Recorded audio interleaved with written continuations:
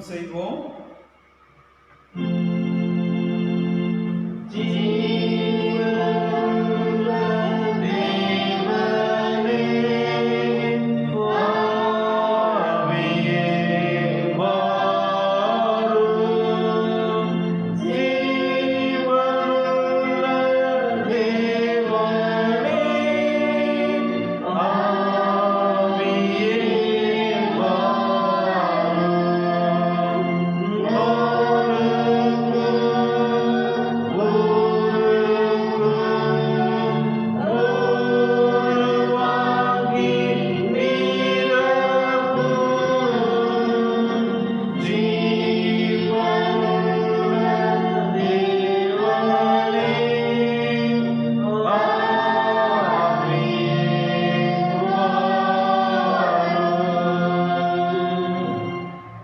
எங்களை அதிகமாக நேசித்து வழிநடத்து வருகிற கிருபை நிறைந்த நல்ல ஆண்டு உள்ள கர்த்தாவே, ஒருவராய் பெரிய அதிசயங்களை செய்கிற சர்வ வல்லமையுள்ள நல்ல கடவுளே, நம்ம மகிழ்ச்சியான ஞாயிற்றுக்கிழமையின் காலை பொழுதுக்காக நான் நன்றி செலுத்துகிறோம். நாளிலும் ஆகன்றே இந்திய தேசம் முழுவதும் தமிழகம் முழுவதும் ஊரடங்கு இருப்பது நிமித்தமாக நாங்கள் நேரடியாக ஆலயத்தில் வந்து உண்மை தொழுது கொள்ளாமல் போனாலும் காணொலி காட்சி மூலமாக உங்களுடைய ஆராதனையில் கலந்து கொள்வதற்கு ஒரு வாய்ப்பு தந்து அதற்காக ஜெபிக்கிறோம். உண்மை தொழும் இந்த நேரம் நீர் எங்களோடு கூட இடைப்பட வேண்டுமா நான் ஜெபிக்கிறோம். நாங்கள் பாடுகிற பாடல்கள், வாசகத்தினுடைய பகுதி, தியானிக்கிற செய்தி அனைத்தும் எங்களுடைய ஆவிக்குரிய வாழ்க்கைக்கு மிகுந்த பயனுள்ளதாக மாற்றித்தாரும்.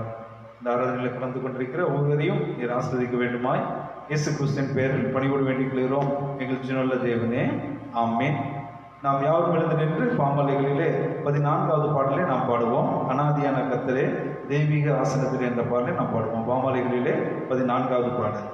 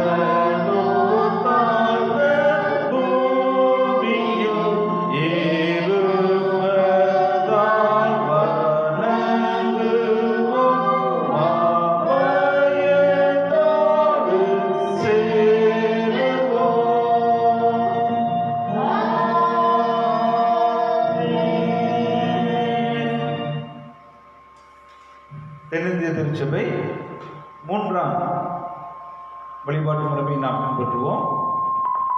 தென்னிந்திய திருச்சபை 3ஆம் ஆராதனை முறை பக்கம் 21. நாம் நின்றபடியே கடவுளை தொழுவோம். கர்த்தரின் வாசல்களில் நன்றியறிதலோடும் அவர் பிரகாரங்களில் துதியோடும் பிரவேசியுங்கள். அவருக்கு நன்றி செலுத்தி அவர் நாமத்தை ஸ்தோத்திரியுங்கள். கர்த்தர் நல்லவர், அவர் கிருபை என்றும் அவருடைய உண்மை தலைமுறை தலைமைக்கும் உள்ளது. நம்மை உண்டாக்கின கர்த்தருக்கு முன்பாக நாம் பணிந்து குனிந்து முழங்கால் படியிட கடவுவோம். வாருங்கள், அவர் நம்முடைய கடவுள், அவர் மேய்ச்சல் ஜனமும் அவர் கைக்குள்ளான ஆடுகளுமாம். கர்த்தருடைய பருவத்தில் ஏறுபவன் யார்? அவருடைய பரிசலத்தில் இருப்பவன் யார்? சுத்தமுள்ள கைகளும் மாசற்ற இதயமுடையவனாய் வீணானதை பற்றி கொள்ளாமலும் கபடாய் ஆணையிடாலும் இருக்கிறவனே. நமது கடவுளாகிய ஆண்டவருக்கோ மிகுந்த இரக்கமும் மன்னிப்பும் உரியது. நாம் ஒரு விரோதமாய் துரோகம் செய்தோம். நமது கடவுளாகிய கர்த்தரின் சொல்லுக்கு செவிப்படாமற் போனோம். நமது ஊழியர்களாக தீர்ச்சல்களை கொண்டு அவர் முன்பாக வைத்த அவருடைய பிரமாணங்களில் நாம் நடக்கவில்லை. கடவுளுக்கு கேட்கும் பலிகள் 5 ஆவிதான். கடவுளை 9 நுரமுடுதுமான இதயத்தை நீர் புறக்கணியே. வருந்தி உழைத்து பாரம் சுமக்கிறவர்களே, நீங்கள் நான் இடத்தில் வாருங்கள், நான் உங்களுக்கு இளைப்பாறுதல் தருவேன். நான் எழுந்த தவப்படத்திற்கு போய் தவப்பனே, வரத்துக்கு விரோதமாக உமது பார்வையின் பாவம் செய்தேன் என்பேன். என் கண்மலையும் என் மீட்புமாகிய கர்த்தாவே, என் வாயின் வார்த்தைகளும் நெருங்கிய தியானம் சமூகத்தில் பிரீதியாயிருப்பதாக.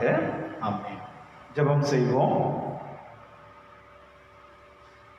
சர்வ வல்லமையுள்ள கடவுளே, நாங்கள் எங்கள் ஆண்டவர் இயேசு கிறிஸ்துவின் மூலமாய் உமது சமூகத்தில் எங்கள் வணக்கத்தையும் ஸ்தோத்திரத்தையும் செலுத்த வந்திருக்கிறோம். எங்கள் பாவங்களை உண்மையாய் அறிக்கை செய்யவும் மற்றவர்களுக்காகவும் எங்களுக்காகவும் ஜெபிக்கும் உதவி செய்திடணும். உமது திருவசனத்தை நாங்கள் கேட்கும்போது உமது அன்பின் மகத்துவத்தை அதிக உண்மையாய் அறிந்து கொள்ளவும் உமது கிருபையின் கனிகளை எங்கள் வாழ்க்கையில் காட்டவும் அருள் புரிய வேண்டும் என்று எங்கள் ஆண்டவர் இயேசு கிறிஸ்துவின் மூலமாய் வேண்டிக் கொள்கிறோம். ஆமென். நாம் சற்று நேரம் அமைதியாக இருந்து நம்முடைய பாவங்களை ஆண்டவருடைய சமூகத்தில் மௌனமாய் அறிக்கை செய்வோமாக. வேதத்தில் நாம் வாசிக்கிறோம், தன் பாவங்களை மறைக்கிறவன் வாழ்வடைய மாட்டான், அவைகளை அறிக்கை செய்து விட்டு விடுகிறோம், இரக்கம் பெறுவான் என்று சொல்லி இளைய மகனும் ஒரு தீர்மானம் எடுக்கிறார். நான் என் தவப்பிடத்துக்கு போய் தவப்பினே பரத்துக்கு விரோதமாகவும் முது பறவிலும் பாவம் செய்தேன் என்று சொல்வேன் என்று சொல்கிற நிலைகளிலே நாமும் இந்த காலை நேரத்தில் ஆண்டவருடைய சமூகத்தில் நம்முடைய பிழைகளை நாம் உணர்ந்து, தப்பிதங்களை நாம் உணர்ந்து ஆண்டவருடைய சமூகத்தில் அறிக்கை செய்து அவரிடத்திலிருந்து மன்னிப்பை பெற்றுக்கொள்ளக்கூடிய வகையில் ஆண்டவருடைய சமூகத்தில் நம்மை இணைத்துக் கொள்வோம்.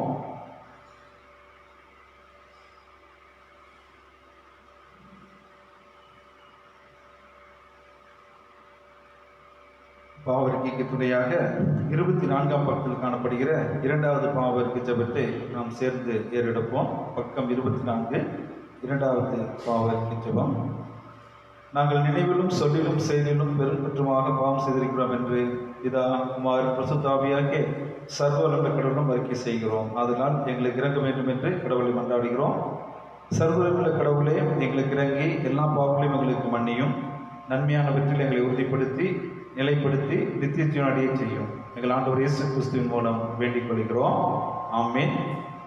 இரக்கமுள்ள ஆண்டவரே, உம்மிடத்தில் விசுவாசம் இருக்கிற ஜனங்களாகிய நாங்கள் சகல பாவங்களும் சுத்திகரிக்கப்படுவதற்கும் அமைதியான மனதோடும் ஊழியம் செய்வதற்கும் எங்களுக்கு பாவ மன்னிப்பும் சமாதானத்தையும் அருளி செய்ய வேண்டும் என்று எங்கள் கர்த்தராகிய இயேசு கிறிஸ்துவின் மூலமாய் வேண்டிக் கொள்கிறோம். ஆமென்.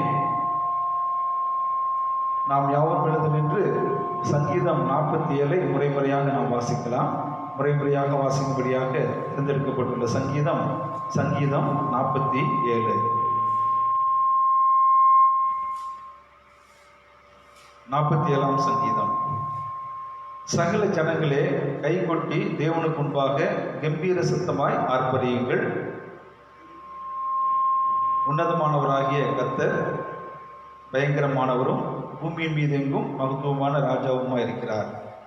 ஜனங்களை நமக்கு வசப்படுத்தி ஜாதிகளை நம்முடைய பாதங்களுக்கு கீழ்ப்படுத்துபவர். நமக்கு பிரியமான யாக்கோபின் சிறப்பான தேசத்தை நமக்கு சுதந்திரமாக தெளிப்பார். தேவன் ஆர்ப்பரிப்போடும் கர்த்தர் எக்கால சத்தத்தோடும் உயர எழுந்தருள்வீர். தேவனை போற்றி பாடுங்கள் பாடுங்கள், நம்முடைய ராஜாவை போற்றி பாடுங்கள் பாடுங்கள். தேவன் பூமி அனைத்திற்கும் ராஜா, கர்த்தருடனே அவனை போற்றி பாடுங்கள். தேவன் ஜாதிகளின் மேல் அரசாளுகிறார். தேவன் தமது பரிசுத்த சிங்காசனத்தின் மேல் ஏற்றிருக்கிறார். ஜனங்களின் பிரபுக்கள் ஆபிரகாமின் தேவனுடைய ஜனங்களாய் சேர்க்கப்படுகிறார்கள். பூமியின் கேடகங்கள் தேவனுடையவைகள். அவர் மகா உன்னதமானவர். பிதாவுக்கும் குமாரனுக்கும் பரிசுத்தாவிக்கும் மகிமையுண்டாவதாக. ஆதியிலும் இப்பொழுதும் சதா காலங்களிலும் மகிமையுண்டாவதாக. ஆமென். ஜெபம் செய்வோம். இன்றைய நாளுக்கென்று குறிக்கப்பட்டுள்ள சுருக்க ஜெபம். உயிர்த்தெழுந்த திருநாளுக்கு பின்வரும் 5ஆம் ஞாயிறு. எங்களுக்கு ஓரிடத்தை ஆயுதம் செய்ய தந்தையிடம் சென்றிருக்கும் எங்கள் ஆண்டவர் இயேசு கிறிஸ்துவே, இவ்வுலகில் உம்முடன் நெருங்கி வாழ்வதால் மறுமையில் உமது திருமுன் நிறைவை கண்டு கிளிக்க அருள் புரியும். நீரே தந்தையோடும் தூய ஆவியோடும் ஒரே கடவுளாக வைத்திருந்து முடிவின்றி அரசாளுகிறீர். ஆமென். நாம் யாவரும் அமர்வோம். இப்பொழுது திருமறை பாடம் வாசிக்க கேட்போம். யோவான் 20ஆம் அதிகாரம் 19 முதல் 23 வசனங்களை நாம் வாசிக்க கேட்போம்.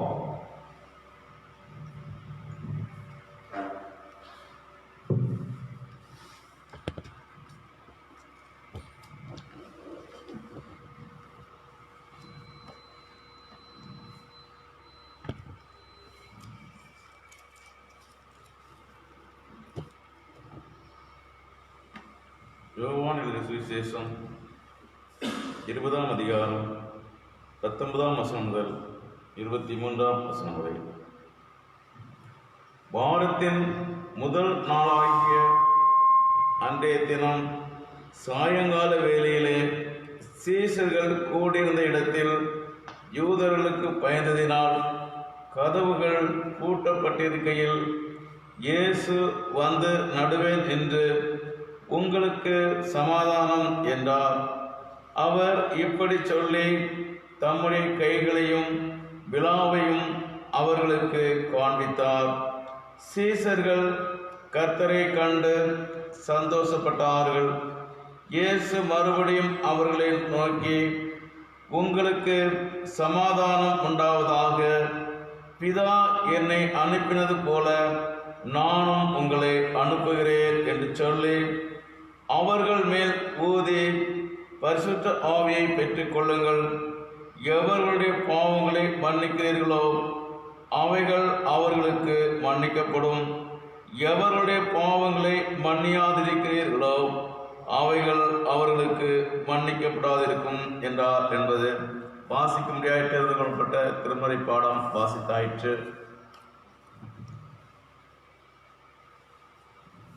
மீண்டும் ஆண்டவரின் நாமத்திற்கு மகிமை உண்டாக. பாமாலைகளிலே 264வது பாடல், நல் மீட்பர் இயேசு நாமமே என் காதுக்கு இன்பமாம் என்ற பாடலை நாம் பாடுவோம். பாமாலைகளிலே 264வது பாடல்.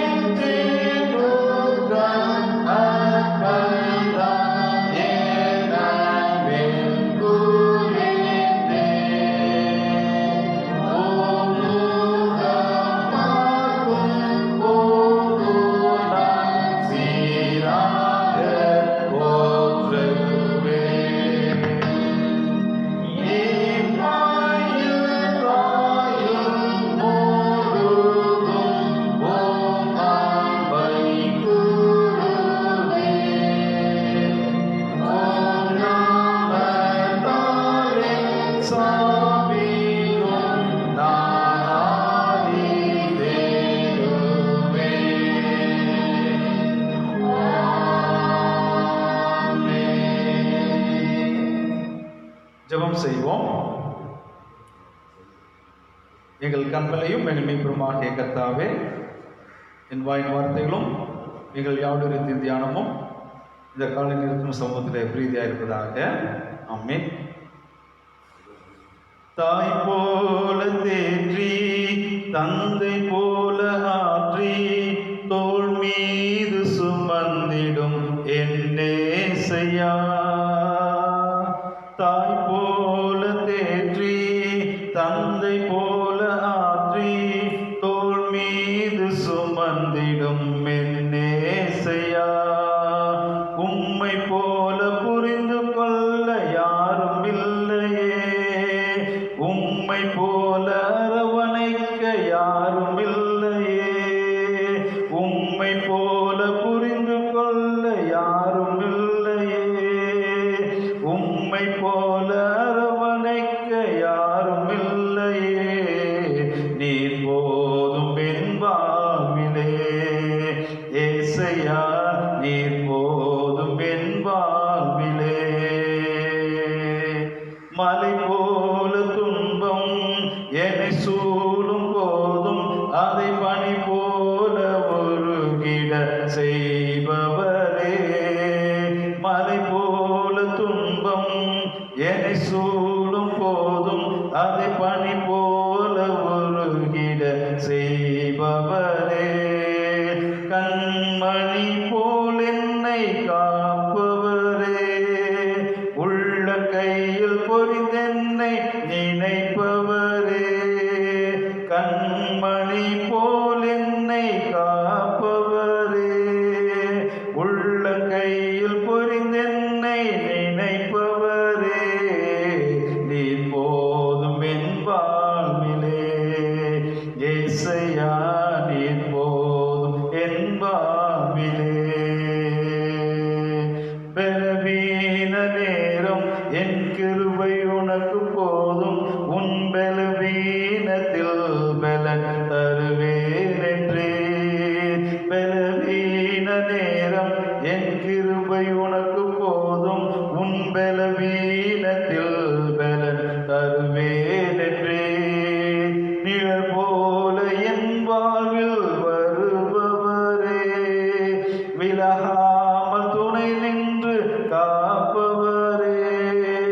நிழல் போல என் வாழ்வில் வருபவரே, விலகாமல் துணை நின்று காப்பவரே. நீர் போதும் என் வாழ்விலே ஏசையா, நீர் போதும் என் வாழ்விலே. தாய் போல தேற்றி தந்தை போல ஆற்றி தோள் மீது சுமந்திடும் என்னேசையா. கிறிஸ்துவுக்குள் பிரியமானவர்களே, இன்றைய நாள் மே 9ஆம் தேதி அன்னையர் தினம் என்று சொல்லி நாம் பார்க்கிறோம். அனைத்து தாய்மார்களுக்கும் அன்பான அம்மாக்களுக்கும் நாம் நன்றிகளை தெரிவித்துக் கொள்வோம். ஆண்டவருக்கும் நமக்கு கொடுக்கப்பட்ட அம்மாக்களுக்காக ஆண்டவரை நாம் துதிப்போம், ஸ்தோத்தரிப்போம். அருமையான பிள்ளைகள், இந்த நாளிலே அருமையான தாய்மார்களை நீங்கள் அதிகமாய் கவனத்தோடு நேசிக்கவும், அவர்கள் செய்த தியாகமான காலம் நினைத்து அவர்களுக்கு நன்றியுள்ளவர்களாக ஜீவிக்கவும், அவர்களுக்காக கடவுளை நீங்கள் துதிக்கவும் அழைக்கப்படுகிறீர்கள். இந்த நாளில் அன்னையர் அனைவருக்கும் அன்பான நல்வாழ்த்துக்களை மகிழ்ச்சியோடு கூட தெரிவித்துக் கொள்கிறோம். உயிர்த்தெழுந்த திருநாளுக்கு பின்வரும் 5ஆம் ஞாயிற்றுக்கிழமையின் காலை நேரத்தில் நாம் சிந்திக்கும்படியாக நமக்கு கொடுக்கப்பட்டுள்ள தலைப்பு நற்செய்தி பணிக்கு கிறிஸ்துவின் அழைப்பு.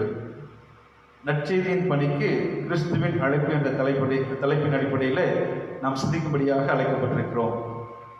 வாசிக்க கேட்ட யோவான் 20ஆம் அதிகாரத்தில் நாம் பார்க்கிறோம்.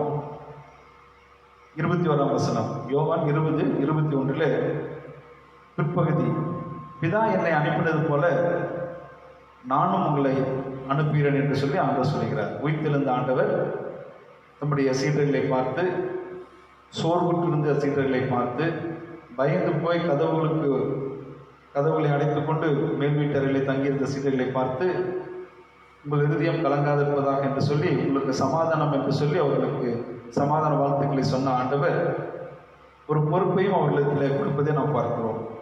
இதான் இந்த உலகத்திற்கு என்னை அனுப்பினார், அதுபோல நானும் உங்களை இந்த உலகத்திற்குள்ளாக அனுப்புகிறேன்.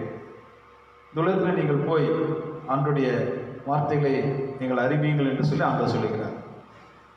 அதைத்தான் மத்தேயிலே நாம் அழகாக வாசிக்கிறோம். 28ஆம் அதிகாரம் 19-20 வசனங்களை நாம் பார்க்கிற பொழுது, மத்தேயு 28ஆம் அதிகாரம் 19-20 வசனங்களை நாம் பார்க்கிற பொழுது, ஆகையால் நீங்கள் புறப்பட்டு போய் சகல ஜாதியும் சீஷராக்கி பிதா குமாரன் பரிசுத்தாவின் நாமத்தினாலே அவர்களுக்கு ஞான ஸ்நானம் கொடுத்து நான் உங்களுக்கு கட்டளையிட்ட யாவையும் அவர்கள் கைக்கொள்ளும்படிக்கு அவர்களுக்கு உபதேசம் பண்ணுங்கள்.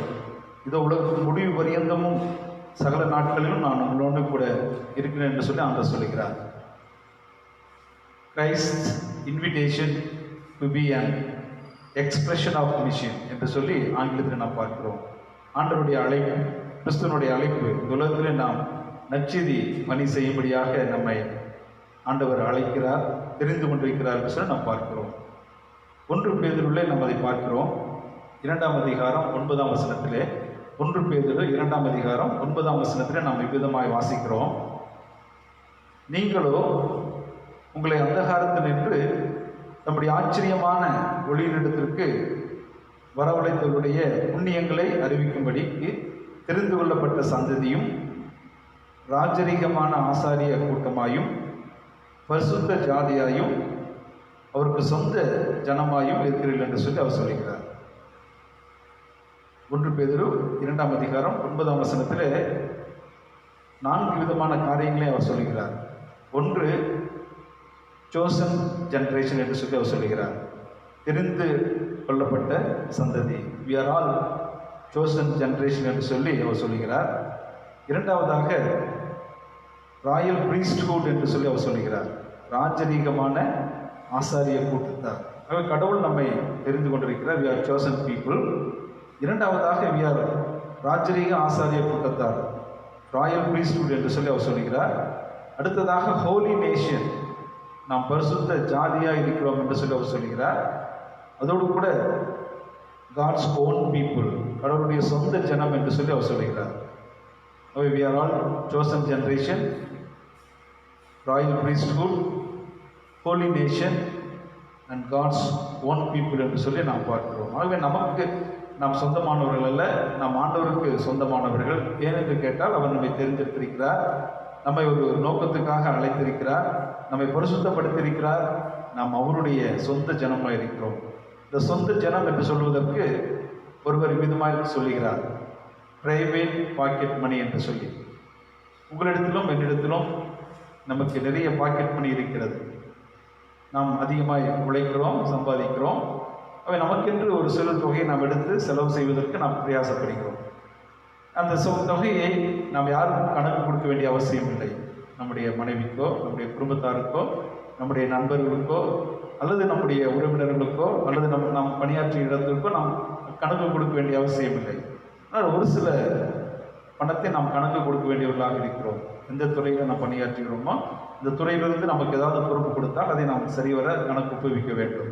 குடும்பத்தில் நாம் செலவு சம்பாதிக்கிறோம், செலவு செய்கிறோம் என்று சொன்னால் குடும்பத்துக்குரிய அந்த கணக்கிலே நாம் கொடுக்கிறோம்.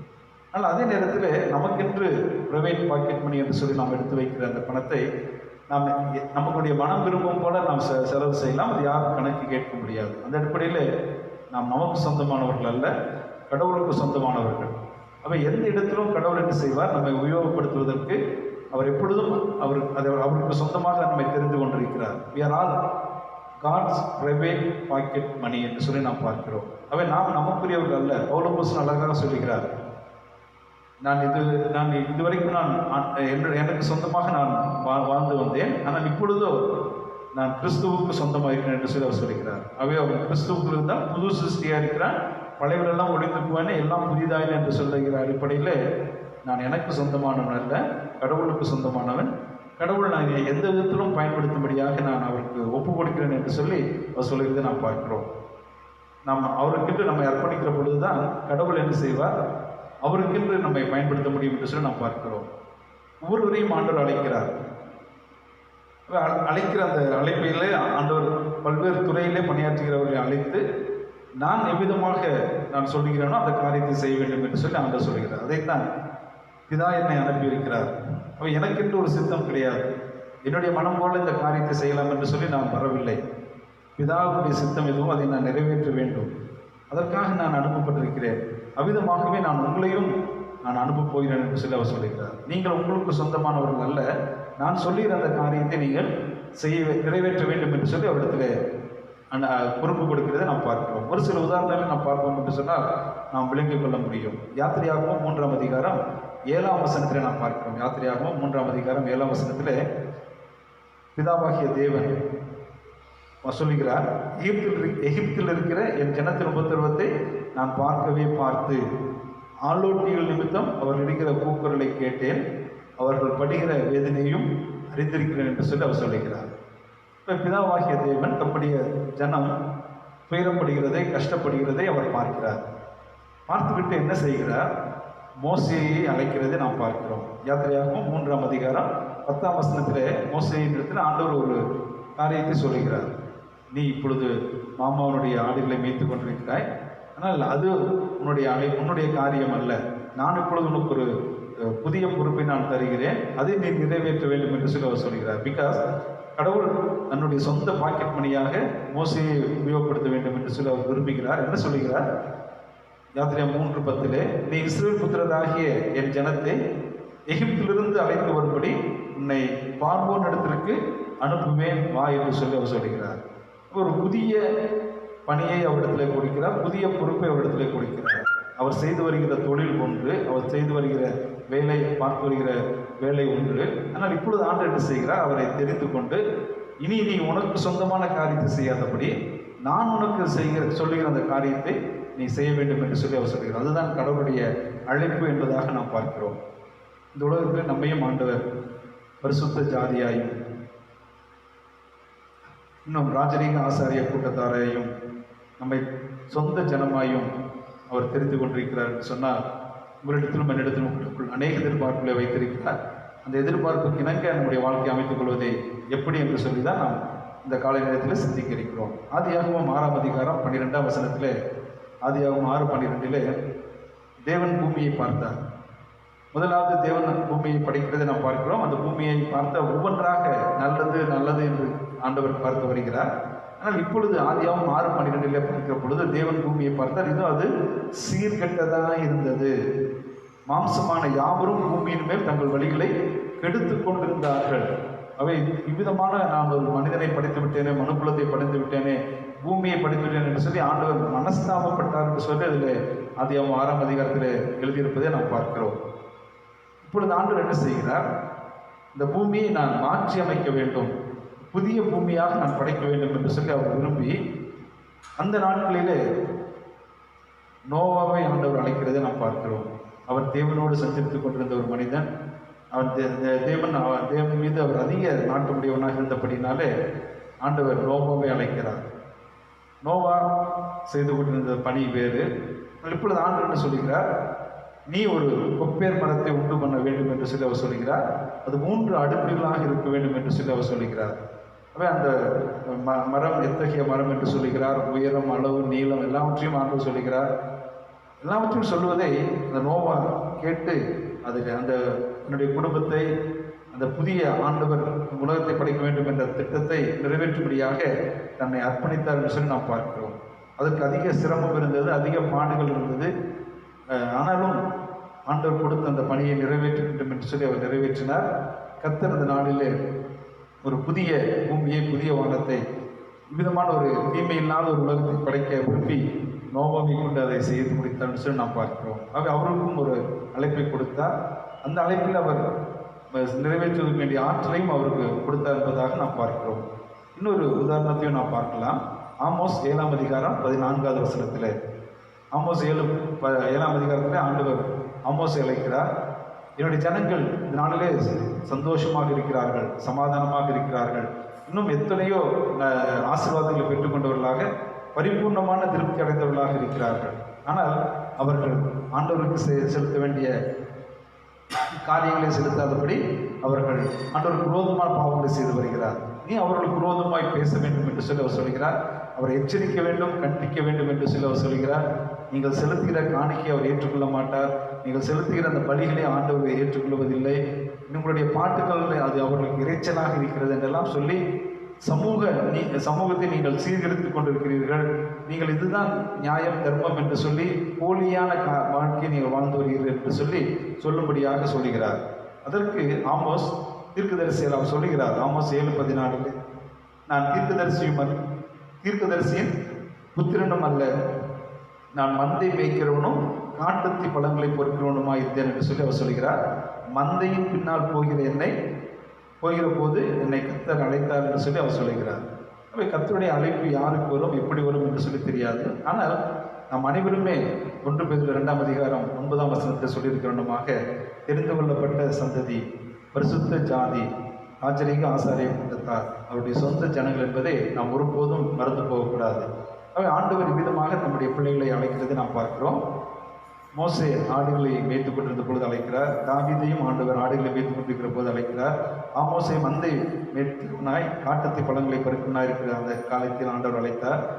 விதமாக சீடர்களை தெரிந்து கொள்கிற பொழுதும் பேதுருவை ஆண்டவர் எந்த இடத்தில் அழைக்கிறார் என்று சொன்னால், கலிலேய கடலிலே மீன் பிடித்து இரவு முழுவதும் பிரயாசப்பட்டார். பகலிலே அந்த வலைகளை அலசி கொண்டிருந்த பொழுது அவரை பார்த்து அழைக்கிறார். உன்னை மனிதர்களை பிடிக்கிறவனாக என்று சொல்லி அவர் சொல்கிறார். பவுலும் அவ்விதமாகவே சவுல் என்கின்ற அந்த பவுல் அதிகமாய் கிறிஸ்தவர்களை துன்பப்படுத்தும்படியாக தமஸ்குவுக்கு போகிற இந்த வழியிலே ஆண்டவரை சந்தித்தார் நாம் பார்க்கிறோம். அவர்களை சிறைப்பிடிக்கவும், அவர்களை கைது பண்ணவும், அவர்களை கொலை செய்வதற்கும் அதிகாரத்தை பெற்றவனாக சென்று கொண்டிருந்தார் என்று சொல்லி நாம் பார்க்கிறோம். இப்படி எல்லா பணிகளையும், பல்வேறு பணிகளை ஆற்றிக் கொண்டிருக்கிற அந்த மக்களை ஆண்டவர் தெரிந்து கொண்டு நம்முடைய பாண்டமாக அவர்கள் மாற வேண்டும் என்று சொல்லி அவர் விரும்புகிறார். அவர் அதற்கு தங்களை அர்ப்பணித்த அந்த மக்களுக்கு ஆண்டவர் வல்லமையை, ஆற்றலை தந்து நம்முடைய பணிகளை நிறைவேற்றும்படியாக அவர் செய்திருக்கிறார்.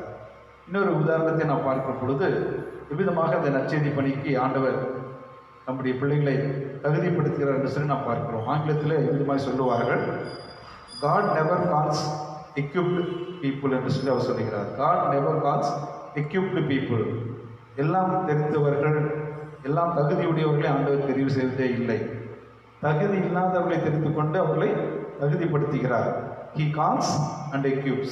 ஆண்டவர் அழைத்து அவர்களை தகுதிப்படுத்துகிறார் சொல்லி நாம் பார்க்கிறோம். So God never calls equipped persons, He calls and equips them என்று சொல்லுகிறதை நாம் பார்க்கிறோம். கடவுள் தகுதி இல்லாதவர்களை அழைத்து அவர்களை தகுதிப்படுத்துகிறது தான் ஆண்டவருடைய பணி என்பதாக நாம் பார்க்கிறோம். யோனா ஆண்டவருடைய சொல்லைக்கு கீழ்ப்படியாதபடி அவன் போனான்.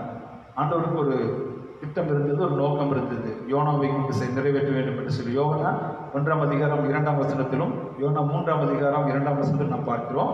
நீ எழுந்து மகா நகரமாகிய நினிவேவுக்கு போய் அதற்கு விரோதமாய் பிரசங்கி, அவருடைய அக்கிரமம் என் சமூகத்தில் எட்டினது என்று சொல்லி அவர் சொல்கிறார். யோனாவுடைய அழைப்பை குறித்து நாம் பார்க்கிற பொழுது, அவர்களுக்கு போய் தேசம் அழிந்து போகும் என்று சொல்லி அவர் சொல்கிறார். 40 நாளிலே நினைவே பட்டணம் அழிந்து போகும் என்று சொல்லி அவர் சொல்கிறார். இது ஒரு நல்ல செய்தி என்று சொல்லி நாம் போய் அதை சொல்லுவதா என்று சொல்லி யோனா யோசித்து அங்கு போவதற்கு அவன் மறுக்கிறதை நாம் பார்க்கிறோம். அவருடைய சம்பவங்கள்லாம் நமக்கு நன்றாக தெரியும். ஆனாலும் ஆண்டவர் அவரை விடவில்லை. திரும்பவும் ஆண்டவர் என்ன செய்கிறார்? 3வது வசனத்தில் யோனா 1:3 அப்பொழுது யோனா கர்த்தருடைய சமூகத்தை விட்டு விலகி தர்சிஷுக்கு ஓடி போகும்படி அவன் எத்தனைக்கிறதை நாம் பார்க்கிறோம். ஆனால் ஆண்டவரை தெரிந்து கொண்டதுக்கு பின்பதாக அவன் செய்கிற காரியம் யோனா 3:3 இப்பொழுது யோனா எழுந்து கர்த்தருடைய வார்த்தையின்படியே நினிவேவுக்கு போகிறதை நாம் பார்க்கிறோம். ஆகவே கடவுள் அழைக்கிறார். இந்த அழைப்பை ஏற்க யோனா மறுக்கிறார். ஆனாலும் ஆண்டவர் விடுவதில்லை. ஏனென்றால் we are all God's chosen people. கடவுள் நம்மை தெரிந்து கொண்டார். இறைமையை குறித்து ஆண்டவர் சொல்லுகிற பொழுது, உன்னை தாயின் கருவிலே உருவாக்கும் முன்னே உன்னை தெரிந்து கொண்டேன் என்று சிலர் சொல்லுகிறார். அவை எவ்வளவு பெரிய ஒரு ஸ்லாக்கியம், பாக்கியம். அவை நாம் நீங்கள் என்னை தெரிந்து கொள்ளவில்லை, நான் உங்களை தெரிந்து கொண்டேன் என்று சொல்லி ஆண்டவர் சொல்லுகிறார். இந்த வகையில கடவுள் நமக்கு எத்தனையோ ஆசீர்வாதங்களை அவர் தந்திருக்கிறார். அவருடைய பிரைவேட் பாக்கெட் மணியாக நாம் இருந்து செயல்படும்படியாக கடவுள் நம்மை எதிர்பார்க்கிறார். அவருடைய அந்த வாழ்க்கையிலே யோனா போய் அவங்க நல்ல செய்தியாக சொல்லவில்லை, ஒரு துர்செய்தி தான். 40 நாளில் நினைவுப்பட்டணம் அழிந்து போகும் என்று சொல்லி அவர் சொல்கிறார். அது அழிந்து போக வேண்டும் என்று சொல்லி அவர் வேடிக்கை பார்க்கணும் ஆயத்தமாக இருந்ததை நாம் பார்க்கிறோம். ஆனால் நடந்தது என்ன? அது அவர்களுக்கு நல்ல செய்தியாக இருந்தது. ஐயோ, நாங்கள் தவறு செய்து விட்டோம், நாங்கள் பாவம் செய்து விட்டோம், கடவுள் எங்களை அழைக்கப் போகிறார், ஆகவே இந்த அழிவிலிருந்து எங்களை பாதுகாக்க வேண்டும் என்று சொல்லி எல்லாரும் மனம் திரும்பி ஆண்டவரை நோக்கி பார்க்கிறதை நாம் பார்க்கிறோம். அரசன் முதல் ஆண்டி வரை மிருகஜீவன் உட்பட அனைவரும் ரெட்டொடுத்தி சாம்பலிலே உட்கார்ந்தார்கள் என்று சொல்லி நாம் பார்க்கிறோம். 120,000க்கும் அதிகமான அந்த மக்களை ஆண்டவர் அந்த அழிவிலிருந்து பாதுகாத்தார். யோனாவுடைய என்ன சிந்தனை எல்லாம் 40 நாளில் முடிவு அழிந்து போகும், பாவத்தில் அக்கிரமத்தில் வாழ்ந்து வருகிறார்கள், அவை இவர்களுக்கு விரோதமாய் நான் போய் பேசுவது நல்லதா இல்லை என்று சொல்லி அவன் யோசித்து போக மறுக்கிறான். ஆனாலும் ஆண்டவர் அவரை தெரிந்து கொண்டு அவரை அனுப்புவது நிமித்தமாக ஒரு பெரிய அழிவிலிருந்து அந்த பட்டணம் காக்கப்பட்டது என்பதாக நாம் பார்க்கிறோம். ஆகவே இந்த நாளிலே ஆண்டவர் உங்களையும் என்னையும் கொண்டு பெரிய காரியத்தை செய்ய அவர் ஆயத்தமுள்ளவராக இருக்கிறார். அதற்கு நாம் செய்ய வேண்டிய காரியமெல்லாம், ஆண்டவருக்கு நாம் சொந்த ஜனங்களாக இருக்கிறோம், பரிசுத்த ஜாதியாக இருக்கிறோம், ராஜரீக ஆசாரிய கூட்டத்தாராக இருக்கிறோம், அவரால் நாம் தெரிந்து கொள்ளப்பட்டவர்கள் என்பதை நாம் உணர்ந்து செயல்படும் போது ஆண்டவர் நமக்கு நன்மையான காரியங்களை வாய்க்க செய்கிறார். இப்படி கிறிஸ்துவனுடைய நற்பணி செய்கிறவர்கள் குறித்து நாம் பார்க்கிற பொழுது எத்தனையோ உபதிரவங்கள் இருக்கிறது, பாடுகள் இருக்கிறது. அதுவும் இல்லாமல் இல்லை. மோசேயை ஆண்டவர் அழைக்கிற பொழுது அந்த மோசே ஆண்டவரிடம் முறையிடுகிறார். ஒரு வழி நடத்தி கொண்டு வருகிற பொழுது எங்களுக்கு நீர் இல்லை, எங்களுக்கு எங்களுக்கு மாமிச உணவுகள் இல்லை, நாங்கள் இங்கே வனாந்திரத்திலே சாவதற்கு என்னை அழைத்து கொண்டு வந்தீர்கள் என்றெல்லாம் சொல்லுகிற நிலைகளிலே மோசேக்கு பல சவால்கள் இருந்தது.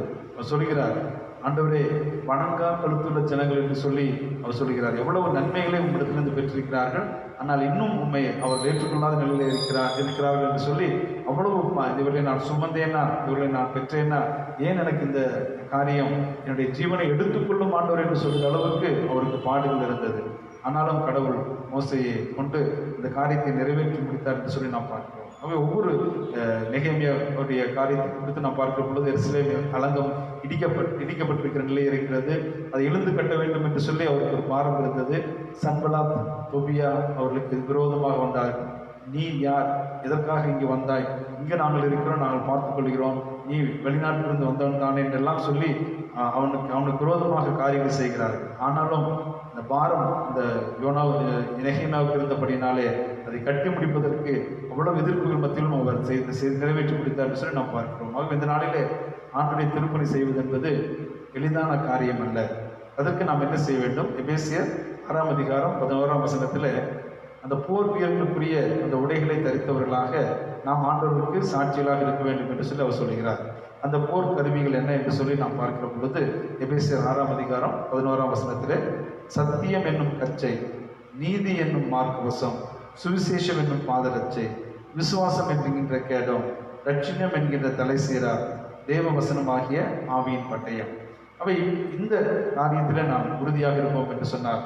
சத்தியத்தை நேசிக்கிறவர்களாக, நீதியை நடப்பிக்கிறவர்களாக, ஆண்டுடைய வார்த்தைகளை அறிந்தவர்களாக, ஆண்டவர் பேர் வைத்திருக்கிற விசுவாசத்தில் நாம் சிறந்து விளங்கக்கூடியவர்களாக, அநேகரை ரட்சிக்க வேண்டும் என்கின்ற அந்த பாரமுடையவர்களாக, வசனத்தை நாம் கை கொள்ளக்கூடியவர்களாக இருப்போம் என்று சொன்னால் ஆண்டவர் உங்களையும் என்னையும் இந்த திருப்பணியில் எடுத்து பயன்படுத்துவதற்கு அவர் ஆவலுள்ளவராக இருக்கிறார். ஆண்டவர் வசனம் சொல்லுகிறது, ஒருவன் எனக்கு ஊழியம் செய்வானானால் பிதாவானவர் அவனை கனப்படுத்துவார் என்று சொல்லி. அவை ஊழியம் என்று சொல்கிற பொழுது நாம் ஏதோ திருமறை எடுத்துக்கொண்டு அநேகரை மனம் திரும்புவதற்கு நேராக அழைக்க வேண்டும், வழிநடத்த வேண்டும், அவர்களுக்கு ஞானஸ்நானம் கொடுக்க வேண்டும், அவர்களை திருச்சபை உறுப்பினராக மாற்ற வேண்டும் என்பதாக அல்ல. மத்திய 24ஆம் அதிகாரத்தில் நாம் பார்க்கிறோம், நான் பசியாயிருந்தேன் எனக்கு போஜனம் கொடுத்தீர்கள், நான் தாகமாயிருந்தேன் என்னுடைய தாகத்தை தனித்தீர்கள், நான் வியாதியாயிருந்தேன் என்னை விசாரிக்க வந்தீர்கள், நான் காவலில் இருந்தேன் என்னை விசாரிக்க வந்தீர்கள், நான் அந்நியனாக இருந்தேன் என்னை சேர்த்துக் கொண்டீர்கள் என்று சொல்லி அவர் சொல்கிறார். அன்றவர் எப்பொழுதும் அந்நியனாக, எப்பொழுது நீர் தாகம் உள்ளவராக, எப்படி பசி உள்ளவர்களாக, எப்பொழுது வியாதி உள்ளவர்களாக, எப்பொழுது சிறையில் இருக்கிறவர்களாக நாங்கள் கண்டோம் என்று சொல்லுகிற பொழுது ஆண்டு சொல்கிறார், மிகவும் சிறியவர்களாக இவர்களுக்கு எதை செய்தீர்களோ அது எனக்கே செய்தீர்கள் என்று சொல்லி. அன்னை தெரசா குறித்து நாம் பார்க்கிறோம். அவர்கள் நற்செய்தி பணிக்காக தங்களை அர்ப்பணித்து அவர்கள் ஒரு நல்ல ஒரு ஊழியர்களாக அநேக இடங்களுக்கு சென்று ஆண்டவருடைய வசனத்தை சொல்லவில்லை. அவர் செய்ததெல்லாம் தொழுநோயாளிகள் மத்தியில் ஒவ்வொரு துன்பப்படுகிறவர்களும் கடவுளே துன்பப்படுகிறவர்களாக நான் அறிந்திருக்கிறேன், அவர்களுக்கு நான் உதவி செய்ய வேண்டும் என்று சொல்லி அவர் அந்த காரியத்தை செய்தார். அது ஒரு பெரிய சவாலாக இன்றும் இந்த நாளளவும் பேசப்படுகிறதை நாம் பார்க்கிறோம். அவர்கள் செய்த பணி ஒரு நற்செய்தி பணி என்பதிலே எந்த விதமான மாற்று கருத்தும் இருக்க முடியாது. அநேக மிஷினரிமார்கள் உலகத்தில் நம்முடைய இந்திய தேசத்துக்கு வருகிற பொழுது அவர் அனைவருமே திருமுறை எடுத்துக்கொண்டு வந்து நமக்கு பிரசங்கம் செய்யவில்லை. மாறாக கல்வியை கொடுத்தார்கள், நமக்கு மருத்துவத்தை கொடுத்தார்கள், இன்னும் அநேக சமூக நலத்திட்டங்களை கொடுத்து மக்களுடைய வாழ்வாதாரத்தை பெருக்கக்கூடிய வகையில காரியங்கள் செய்தார்கள். அது அனைத்துமே இந்த நாளிலே நமக்கு நற்செய்தி பணியாக இருப்பதை நாம் பார்க்கிறோம். ஆகவே கடவுள் அவருடைய பார்த்து நாம் அமர்ந்திருப்போம். கடவுள் உங்களையும் கொண்டு என்னையும் கொண்டு பெரிய காரியத்தை அவர் வல்லவராக இருக்கிறார். அநேகரை ஆண்டவர் நற்செய்தி பணி செய்யும்படியாக, அருளை ஆற்றும்படியாக, போதர்களாக, ஊழியக்காரர்களாக தெரிந்திருக்கிறார். இன்னும் அநேகரை இந்த ஊழியத்தை தாங்கும்படியாக, ஊழியர்களுக்கு ஜெபிக்கும்படியாக, ஊழியத்துக்கு தேவையான காரியங்களை கொடுக்கும்படியாக ஆண்டவர் அவர்கள் அழைத்திருக்கிறார். எல்லாரும் சேர்ந்து நாம் அந்த ஆண்டுடைய ராஜ்யத்தை கட்டியெழுப்ப முடியும். ஆகவே எல்லாருமே திரும்ப எடுத்துக்கொண்டு போய் பிரசங்கித்து ஆண்டவருடைய வார்த்தைகளை நாம் பகிர்ந்து கொள்ள முடியாது. ஒவ்வொருவருக்கும் ஒவ்வொரு காரியத்தை ஆண்டவர் கொடுக்கிறார். 5 தாளந்து வாங்கினவன், 2 தாளந்து வாங்கினவன், 1 தாளந்து வாங்கினவன் என்று சொல்லிய நிலைகளிலே கடவுள் ஒவ்வொருவருக்கும் ஆற்றலை கொடுத்திருக்கிறார். அவை நாம் அனைவருமே ஆண்டுடைய திருப்பணிகளை செய்வதற்கு அழைக்கப்பட்டிருக்கிறோம் என்ற அந்த நினைவுகளோடு நற்செய்தி பணிக்கு கிறிஸ்து நம்மை அழைக்கிற பொழுது நாம் தயங்காதபடி நாம் வாழுகிற பகுதியில், நாம் பணியாற்றுகிற பகுதியில், நாம் படித்துக் கொண்டிருக்கிற பகுதியில் ஆண்டுடைய அன்பை அநேகத்துக்கு காண்பித்து ஆண்டுடைய பிள்ளைகளாக அவர்கள் ஏற்றுக்கொள்ளக்கூடிய வகையில் நம்முடைய வாழ்க்கையை நாம் பரிசுத்தமாய் தூய்மையாய் நடப்பதற்கு தேவன் நமக்கு கிருபை செய்வாராக. ஜெபம் செய்வோம். கிருபை நிறைந்த நல்ல ஆண்டவரே, இந்த காலை பொழுதுக்காக மீண்டும் நன்றி செலுத்துகிறோம். ஆண்டவரே, நீர் எங்களை தெரிந்திருக்கிறீர், எங்களை ராஜரீக ஆசாரிய கூட்டமாய் மாற்றியிருக்கிறீர், பரிசுத்த ஜாதியாக எங்களை நீர் வழிநடத்தியிருக்கிறீர், உங்களுடைய சொந்த ஜனங்களாக நீர் எங்களை பாவித்து வருகிறீர். அந்த வகையில் ஆண்டவரே, நற்செய்தி பணிக்காக நீர் எங்களை அழைத்திருக்கிறீர். ஆண்டவரே, நற்செய்தி பணி என்பது ஆண்டவரே திரும்ப எடுத்துக்கொண்டு அநேகரை ஆண்டவருடைய வசனத்தை சொல்வது மாத்திரமல்ல, மாறாக நாங்கள் செய்கிற ஒவ்வொரு கிறிஸ்துவின் நாமத்திலும் செய்கிற ஒவ்வொரு காரியத்தையும் அதில் நீர் மகிமைப்படுகிறீர். அது ஆண்டவரே அநேகருக்கு அது சவாலாக இருந்து ஆண்டவரை அறிகிற அறிவிலே வளர்வதற்கு உதவியாக இருப்பதைப் போல எங்களுடைய வாழ்க்கையிலே நீர் என்ன செய்ய சித்தமாக இருக்கிறீரோ அதை நாங்கள் நிறைவேற்றுவதற்கு செய்வதற்கு வேண்டிய ஆற்றலை எங்களுக்கு தாரும். தொடர்ந்து எங்களை வழிநடத்தும் காத்துக்கூடும். இயேசு கிறிஸ்து மூலமாய் வேண்டிக் கொள்வோம் பிதாவே, ஆமென். நாம் யாவரும் எழுதுகின்ற விசுவாசத்தை 25வது பக்கத்தில் காணப்படுகிற அப்போஸ்தலர் விசுவாச பிரமாணத்தின் மூலமாக நாம் அறிக்கை செய்வோம். சிறிய புத்தகத்தில் 25வது பக்கம் அப்போஸ்தலர் விசுவாச பிரமாணம். வானத்தையும் பூமியை படைத்த சர்வல்ல பிதாவாகிய தேவனை விசுவாசிக்கிறேன். அவருடைய குமாரனாகிய நம்முடைய நாதர் இயேசு கிறிஸ்துவை விசுவாசிக்கிறேன். அவர் பரிசுத்தாவினாலே கன்னிமிடத்தில் புத்து பிறந்தார். முந்தைய பிளாத்தின் காலத்தில் சிலுவையை விட்டு மறித்து அடக்கணப்பட்டு பாதாளத்தில் இறங்கினார். 3ஆம் நாள் மருத்துவர்கள் எழுந்தள்ளினார். பரமளத்துக்கு ஏதிய சர்வல்ல பிதாவாகிய தேவனை விசுவாசிக்கிறார். விடுதலிருந்து உள்ளோரையும் மருத்துவரையும் நியாயத்திற்கு வருவார். பரிசுத்தாவை விசுவாசிக்கிறேன். புதுவருக்கிற பரிசுவையும் கிறிஸ்துவனுடைய ஐக்கியமும் பாவ மன்னிப்பும் சரீரமும் தெரிதலும் நித்திய ஜீவனும் என்று விசுவாசிக்கிறேன். ஆமென். நாம் யாவரும் அமருவோம்.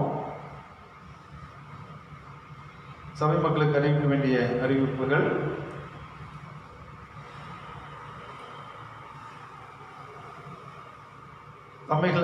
தமிழக அரசின் மறு உத்தரவு வரும் வரை ஞாயிறு ஆராதனை ஆன்லைன் மூலமாக மட்டுமே நடைபெறும் என்பதை உங்களுக்கு தெரிவித்துக் கொள்கிறோம். உங்களது மாத சந்தா தொகையும் மற்றும் ஏலப்பாக்கியினை தவறாமல் ஆலயத்தில் கொண்டு வந்து கொடுக்கும்படி அன்போடு கூட கேட்டுக்கொள்கிறோம். கொரோனாவின் 2ஆம் அலை மிக மிக வேகமாக பரவிக்கொண்டிருக்கிறது. அரசு வழிகாட்டுதலை பின்பற்றி வீட்டிலேயே இருங்கள். சமூக இடைவெளியை பின்பற்றுங்கள். சானிடைசர் அல்லது சோப்பு கொண்டு அடிக்கடி கரங்களை தூய்மைப்படுத்திக் கொள்ளுங்கள். எங்கு சென்றாலும் கண்டிப்பாக முகக்கவசம் அணிந்து கொண்டு செல்லுங்கள்.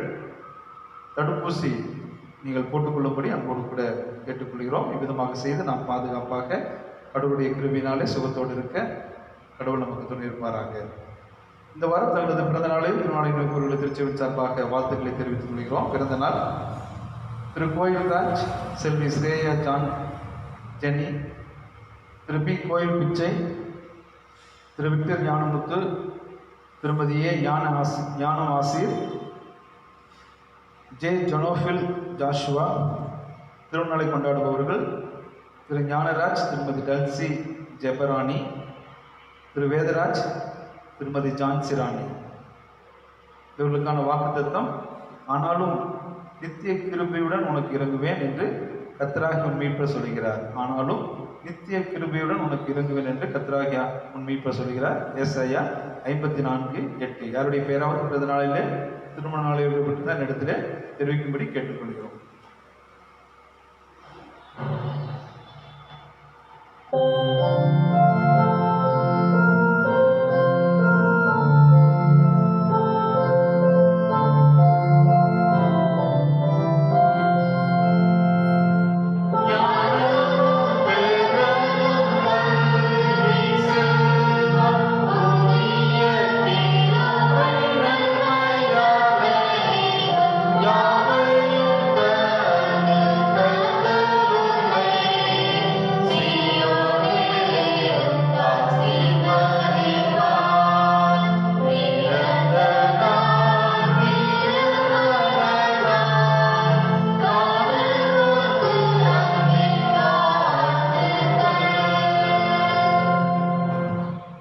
காணிக்கை பாடலாக கீர்த்தனைகளிலே 224வது பாடலை நாம் பாடுவோம்.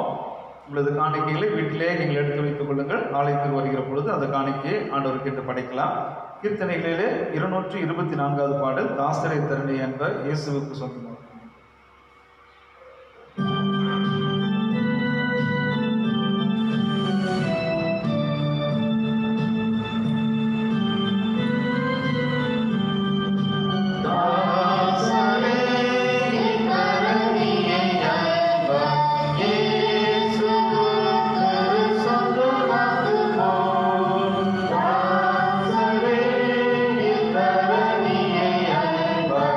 Yes.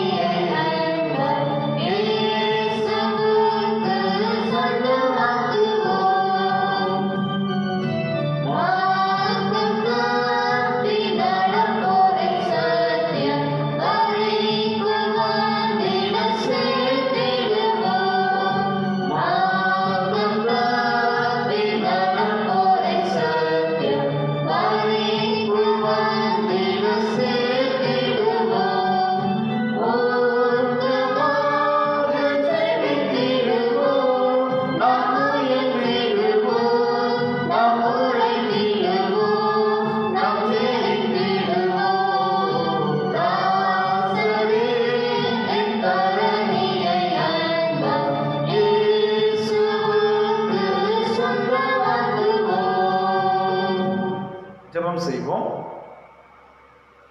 எங்களை அதிகமாக நேசித்து வழிநடத்தி வருகிற கிருபை நிறைந்த நல்ல ஆண்டவரே, இந்த காலை பொழுதுக்காக மீண்டுமாக நன்றி செலுத்துகிறோம். இந்த நாள் வரையும் எங்களை சுகத்துடன் பலத்துடன் பாதுகாத்து வருகிறதுக்காக நன்றி செலுத்துகிறோம்.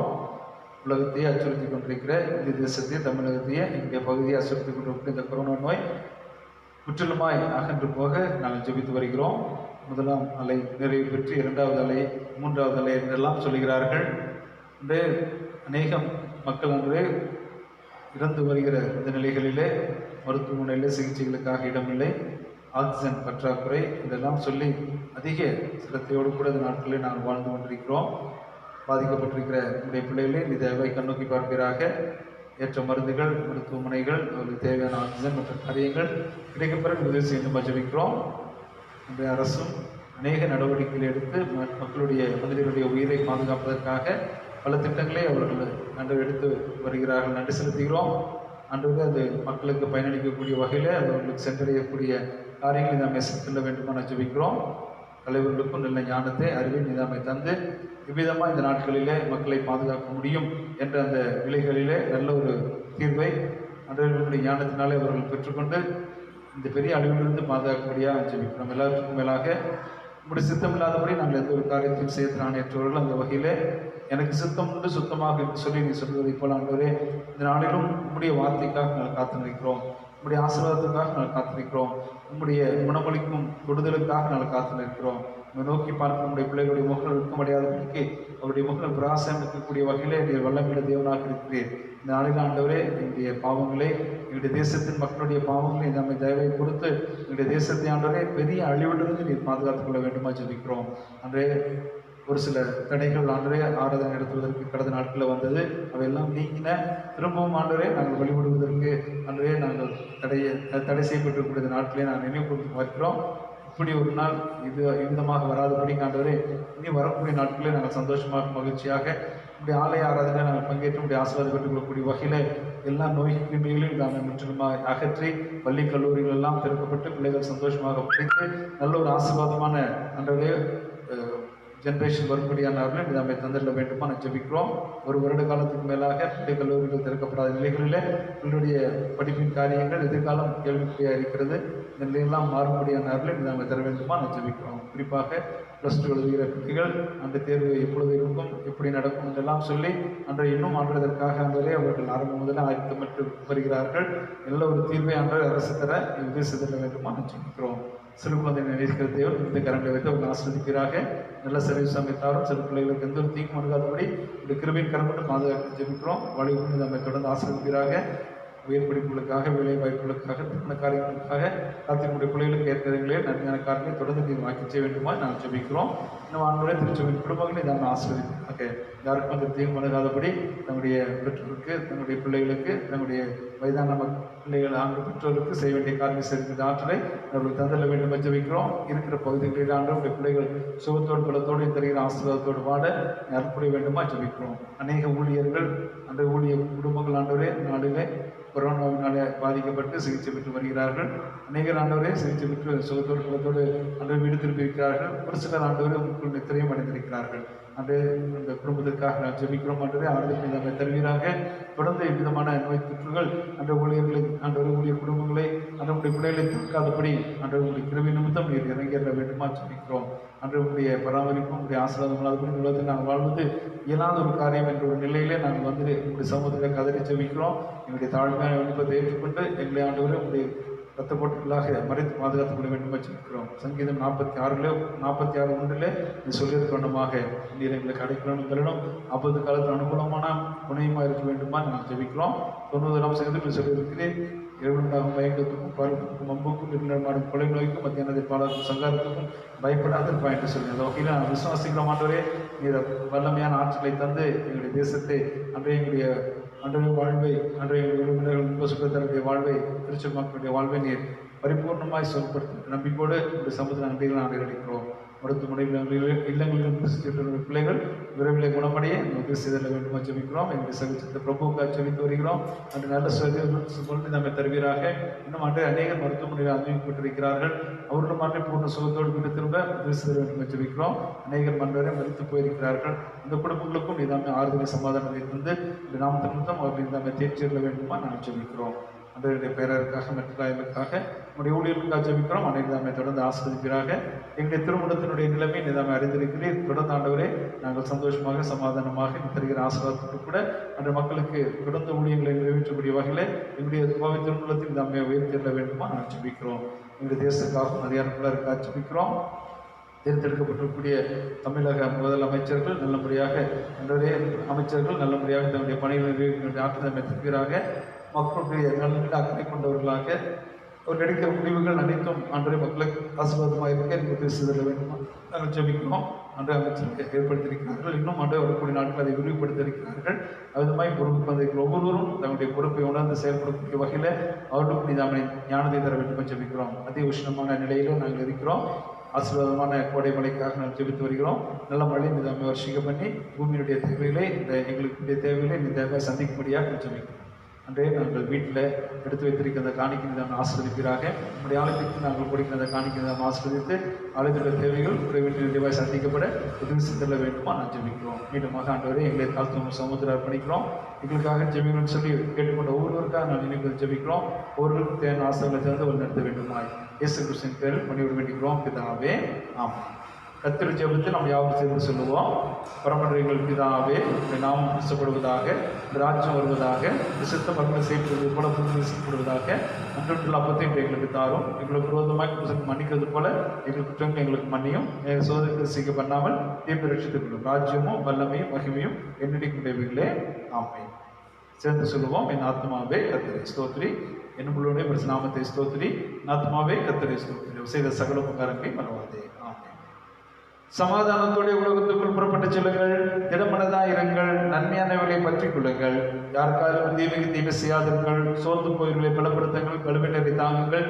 துன்பப்படைகளுக்கு உதவி செய்யுங்கள். எல்லா மனதிலையும் கண்ணம் பண்ணுங்கள். சுல்தான் வல்லமையை சந்தோஷித்து ஆண்டு அன்பு கூர்ந்து அவரே செய்வீர்களாக. இதா குமாரன் பசுதாவியமாகிய சர்வ வல்லமை புறத்தை தெரிந்த நமக்குள்ளே இருந்து எப்போது நம்மோட எதிர்க்க கடவுது.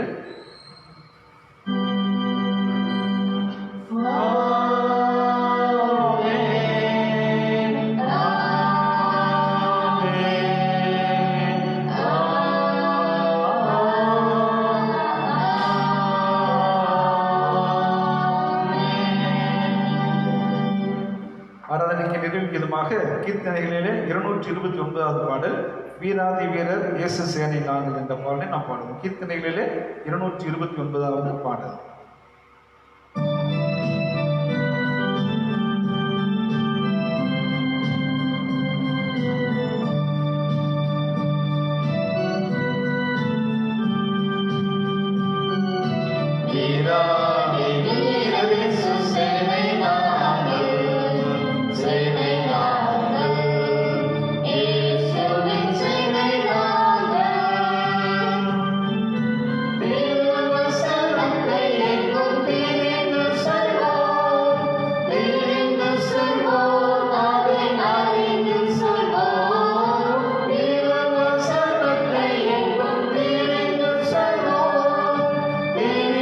Solo